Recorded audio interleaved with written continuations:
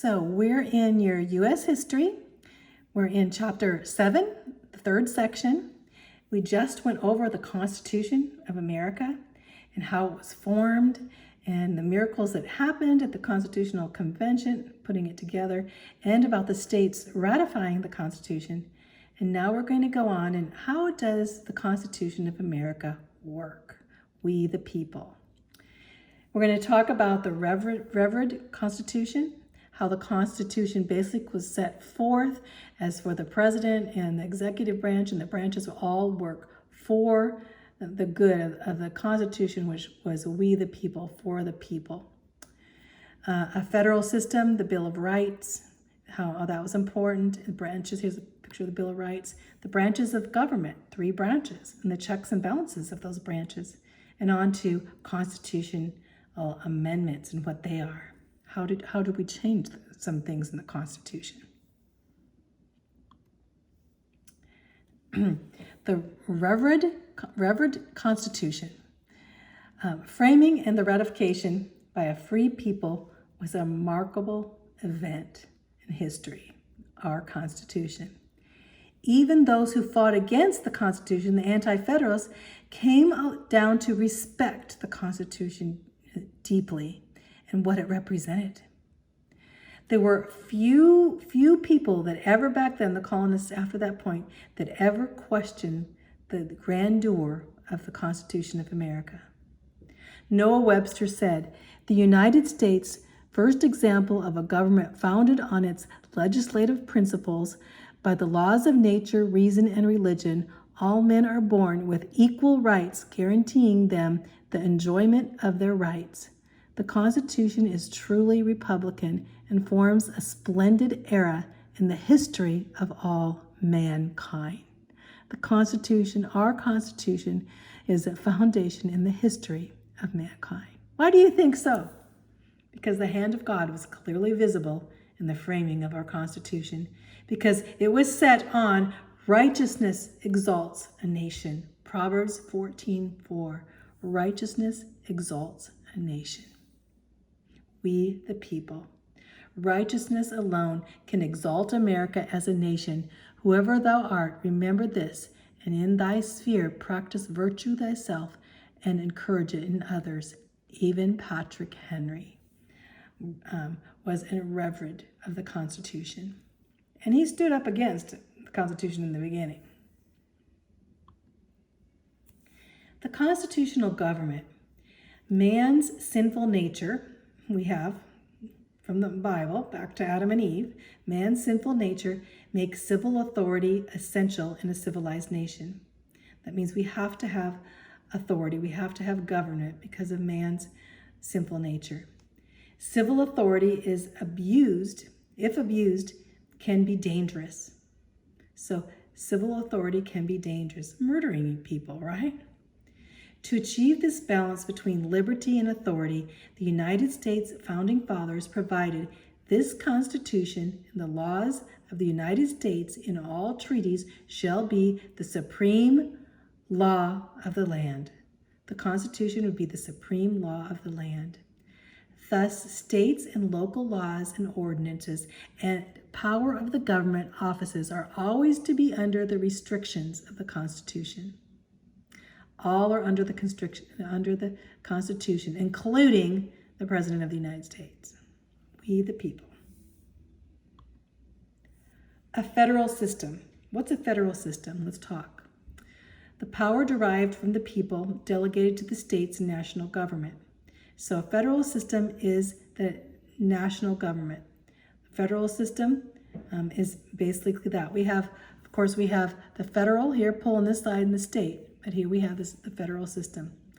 It is balanced. The federal system is balanced by the regional authority, which would be our local governments, our local and state governments. So certain power of the states are turned over to federal government. Only certain powers, not major powers necessarily, just certain powers. Powers that are not given to the federal government are retained for the states. The states will have their powers in a lot of different issues, many different issues, but the federal government will have its power in just certain areas. and those areas will be stated. So it's working out that division of power between the states, and between the local people and the states that live in each state, and between our federal government. And the first listed specific powers are to be exercised by the federal government. So working out of that division of power. And then provide Congress. Congress will be there to make laws. Okay? There's this clause called the necessary and proper clause. Another name for this clause would be, it says cause, but it's supposed to be clause. I don't know, clause like that. Sorry about that. The elastic clause. And so the elastic clause, why is it elastic? Because you can stretch it a lot, right? So the necessary and proper clause made to make the laws.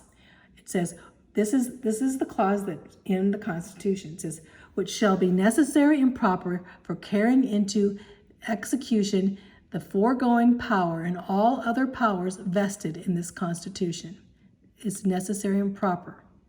Necessary and proper clause was called the elastic clause. To ensure Congress should not be bound in any important matters by mere oversight of omissions. They had to have this in there so that they make sure Congress, we can make mistakes, and we might be bound in certain matters, and we might omit some things, so because we know that there's times coming, and this would be an argument by the coming political parties in certain areas. So there's certain things that are elastic in the Constitution. Necessary and proper does not mean anything you want, it says there. Not necessarily. The Bill of Rights in 1791. The Bill of Rights, the 10 amendments to the Constitution. So we're going to have way more amendments, but the 10 amendments happened, 10 of them at once, happened in 1791. Right after the Constitution was the last state of Rhode Island signed the Constitution in 1790. And now we have 1791. They have to add a Bill of Rights. Virginia said you have to add a Bill of Rights, and so did Massachusetts, right? And some of the other states, too, wanted a Bill of Rights. Many were concerned that the Constitution did not protect basic rights for individual rights against tyrannical government. They said, we need to have a Bill of Rights. Several states refused to ratify unless there was a Bill of Rights. So the first 10 commandments were added. 10 amendments, I was thinking of the commandments, were added, including the freedom of religion, the freedom of speech, and the freedom of the press, the right to bear arms, the freedom from unwarranted searches, the freedom of trial by jury, the freedom to protect against cruel and unusual punishments. These are all on the Bill of Rights. A couple mistakes in that, but here we go. Here's the Bill of Rights. So the 10 ones. Freedom of speech, religion, press, and assembly. Petition, their First Amendment. You always talk about our First Amendment rights, right? The right to bear arms, right to have guns, to bear arms, is Second Amendment.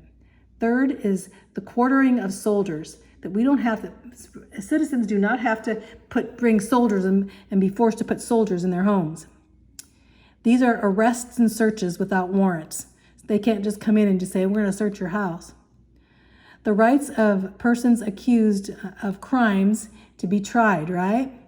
And the rights of persons on trial for crimes, or I guess the rights of persons accused of crimes, their rights, they can't be cruel and unusual punishment. And the rights of persons on trial for their crimes is the Sixth Amendment. Seventh Amendment is jury and trials in civil cases. And this is limitations on punishments, I guess. That's the eighth there. Rights kept by the people and powers kept by the states of the people. So these are a Bill of Rights. The branches of government. So basically divided the federal power, into certain branches. 3 different branches, as you hear, like the branches in the tree. The separation of powers provided efficient government, but also protected citizens from tyranny, because they would have to check and balance each other. There was the legislative branch, So we have the legislative branch, Congress, to pass laws. And this would include the Senate, with 2 senators from each house for the Senate, and the House of Representatives would be by population with 2-year terms. They have to vote those in every 2 years, those representatives. And that would be legislative. The top branch to make all the laws would be the legislative branch, in the tree here. And then the executive branch would carry out these powers. So when we had laws, they had the power to carry these out. And this would be headed by the President of the United States, right here, right there, White House, President of the United States, for 4 years of term. So you'd have the President, the Vice President, and his cabinet, all of his advisors there. Congress, Senate, House of Representatives. Then you'd have the President and Vice President and all of his advisors. And then we'd have the judicial. And the judicial branch would decide the cases, the trial. And this is where the Supreme Court and the lower courts from that point would be the Supreme Court, those courts that would really show if a certain law was constitutional or not, and basically going by the Constitution. But this would be our courts. So we have these. We're going to have the legislative, we're going to have the executive, and the judicial. Just remember, judicial means judges. I didn't move that there. Judicial means judges. Executive means executive top guys. Executives would be the president, and legislative with law. Doesn't mean legislative means law. And that's where the Congress and the House of Representatives are. These would all checks and balance each other. The U.S. Constitution protects citizens from tyranny by providing a separate system to check and balance each other. The president can veto laws by Congress, and the Congress can pass laws over those vetoes by 2/3 majority, and the Supreme Court may rule laws passed by Congress to be unconstitutional. So when the law goes through, it can fall in any of these other branches, right? So no branch can usurp too much authority or power over the other branch. So the judicial branch, okay, here we have the legislative branch makes the laws. They're making the laws. So then the laws go up to, the president. The president can say veto and say, no, I don't like that law. Let's get, and so basically saying that, that the law, the president can veto the laws, and then Congress can send it back here, and then the Congress can pass the law over the veto by 2/3 majority. So they're checking and balance each other here. And then on to, this is the judicial branch interprets the laws, basically saying what the laws represent. Is the law constitutional? So these are the branches here. The courts, the Supreme Court. Congress, executive, president and his cabinet, and on to the judges. The constitutional amendments. The fathers realized work was not perfect on the Constitution, so circumstances would change with time. They knew that. So they had an orderly way that they would be that method to amend or change, certain parts of the Constitution. And the thing is, over 200 years, it's only been amended a few times. Like there's 27 amendments to the Constitution. But basically not many times. Here we have a picture of the Second Amendment, right to bear arms, Fifth Amendment. So each amendment. Here's the periodical table of amendments. I'm not going to go over all of these because it would take a while, because you can see the first 10 are the Bill of Rights, and these were all in 1791. And then as we went through time, you'll see lawsuits against the states, let's say like ending slavery. The 13th, this was during the Civil War. The 13th, 14th, and 15th were against slavery. And on to the progressive area, we have income tax, we have direct election of senators, the prohibition of alcohol. And the 18th Amendment actually said that alcohol was against the law.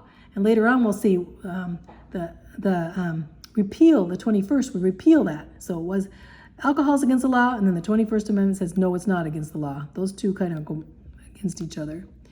Then the 19th is important because that's the women's right to vote. And on to these about elections, lame ducks, the presidential terms, bans poll tax, on to all the right to vote. Here is at age 18. So before age You couldn't vote when you were 18 years old until you were 21, but the 26th Amendment said an 18-year-old can vote now. So anyway, those were the amendments to the Constitution. Reinterpretation of the Constitution was made possible by the Elastic Clause. Before I said elastic cause, but it's elastic clause. The government has passed laws based upon implied powers that are not mentioned specifically, but they're implied. So broadening what it considers necessary and proper. So basically saying, we have lenient here, and Federalists did have a lenient way of necessary and proper, saying, oh, this is what it means, so it's implied. The Supreme Court has generally upheld a broad interpretation of the Constitution, basically saying, yes, the Constitution has a right to necessary and proper, give that law.